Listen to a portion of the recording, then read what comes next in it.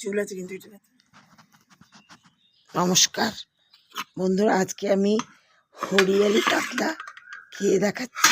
হরিয়ালি কাতলাটা কি করে বানালাম জানেন? কাতলা মাছগুলো লবণ হলুদ মেখে ভেজে নিয়েছি, আর এদিকে মিক্সিংয়ের জারের মধ্যে ক্যাপসিকামের অর্ধেক টুকরা, ছোটো ক্যাপসিকামের অর্ধেকের টুকরা, তারপরে ধনে পাতা, পুদিনা পাতা, কাঁচা লঙ্কা, কাজু দিয়ে, কাঁচা লঙ্কা টঙ্কা, কাজু, ধনে পাতা, পুদিনা পাতা, তারপরে কাঁচা লঙ্কা, ক্যাপসিকামের টুকরা দিয়ে বেটে নিয়েছি।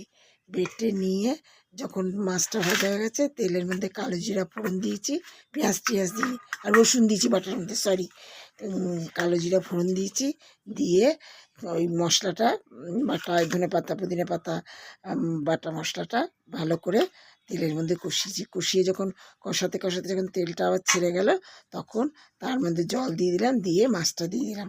মাছটা দেওয়ার পরে তারপরে মাছটা যেই হয়ে গেল, হয়ে এলো, জলটা শুকিয়ে গেল, তখন নামিয়ে নিলাম। এখন দেখুন আমি এই মাছটা দিয়ে খাচ্ছি। কেমন রান্না করেছি, খেতে কেমন লাগছে, খুব সুন্দর খেতে লাগছে। আপনাদের যদি ইচ্ছে করে আপনারা এরকম করে রান্না করবেন, করে খাবেন, দেখবেন হরিয়ালি কাতলা বা হরিয়ালি রুই যে কোনো হরিয়ালি দিয়ে খেতে খুব সুন্দর লাগে, খেতে খুব সুন্দর লাগে। এই আরও পুদিনা পাতা, তারপরে কাজু, তারপরে রসুন, তারপরে ধনে পাতা সব রয়েছে না, ওটার একটা গন্ধটাই আলাদা বেরোবে।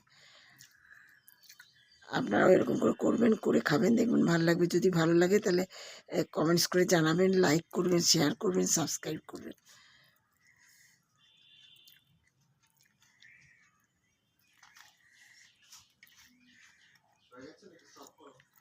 তারা আসবে